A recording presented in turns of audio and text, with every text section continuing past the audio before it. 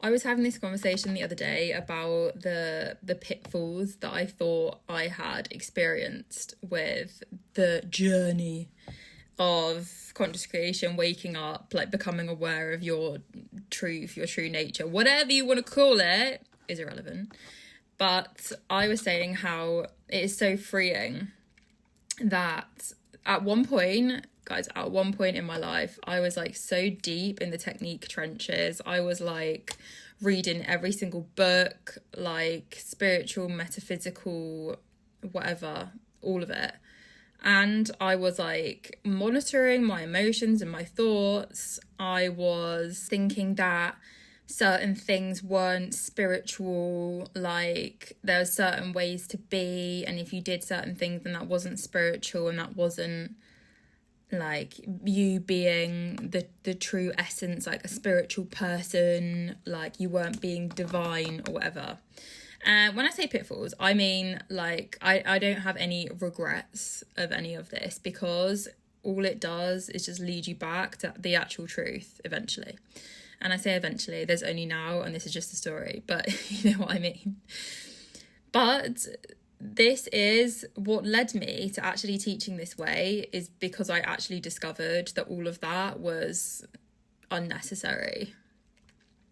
Now, don't get me wrong, even in the trenches, it didn't stop me from manifesting everything I wanted, because I still had the assumption that I am a powerful manifester, and therefore anything I did technique wise, I was like, oh no, yeah, that works. Like, of course I have what I want. Like, I knew that, fortunately.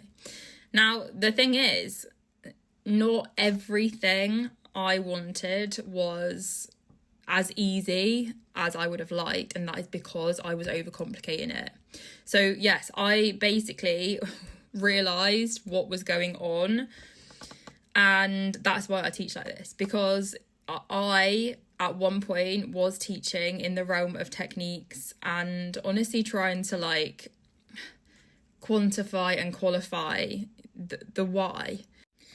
I basically realised that I didn't have an answer as to why any of the techniques or things like worked, and that got me being curious, which led me to realising that it's just been me the whole time, accepting or rejecting whether something works, who I am, how things play out. Like it's just been me the whole time. So I basically was about to release this whole framework of like guides and meditations and things like that I had used in the past and that made my own and everything, and they were actually really good, but I couldn't, because that was no longer true for me. And it was kind of really frustrating for my ego at first, because I was like, are you joking? I've just done all of this work and I was literally ready to launch this, and now it's like irrelevant. Like, what the hell? But that is what ultimately led me here, and I couldn't be more grateful, because this has been the most freeing like realization ever. Like it is the freedom of realizing that, of who I am, like who I actually am. Never having to look outside myself, or thinking that there's something I need to do, or that anything's going wrong, or that I have to monitor my thoughts or feelings that they like create for me. Because genuinely, that is a sad fucking place to be in. Like genuinely, like if it works for you, that is absolutely fine. And if you're happy with it, like there's nothing inherently good or bad like about that world. It's just that I was like sick of it. I just got sick of it. I was like, why does everything feel like such a fucking slog to try and manifest what I want? Like, it should be easier than this. And it actually is. Because my assumption is that, or was that, I was or am the best possible version of myself, or coach or sharer of this kind of information. That is where it led me. So I'm grateful for that. But I feel like this is going into an entire ramble, but you guys are always asking me for more backstory on myself, so here we are. But basically, the reason why I started this video is because, yeah, I was in a place where I just thought, oh, well, if you do that, well, that's not spiritual, so then you won't get what you want. And then is literally the craziest thing is that the more spiritual you get, which is also just a concept, the more aware you become of your infinite nature, the more human you actually allow yourself to be. Because you're like, oh, I can literally have a fucking massive meltdown.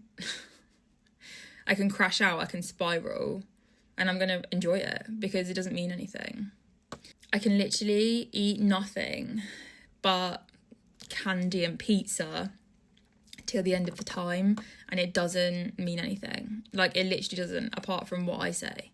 There's nothing happening. You're literally living in a dream, in a lucid dream, in an illusion. So why would any of that matter? Like, nothing actually happens. It's just what you say.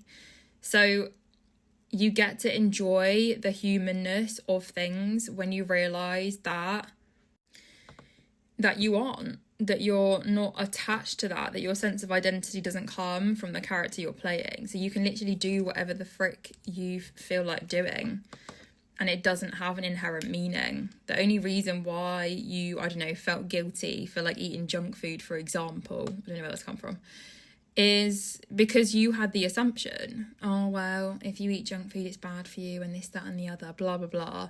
Now, whatever your assumption is about that, that's totally your prerogative. Like, literally, go for it.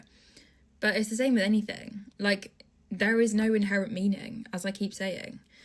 So you're allowed to enjoy your emotions if you want, or you're allowed to fucking flatline them. Like, it literally, there's no good or bad. There's no way to do it. You're allowed to have whatever habits you enjoy guilt-free, because there's no meaning. There's literally no meaning.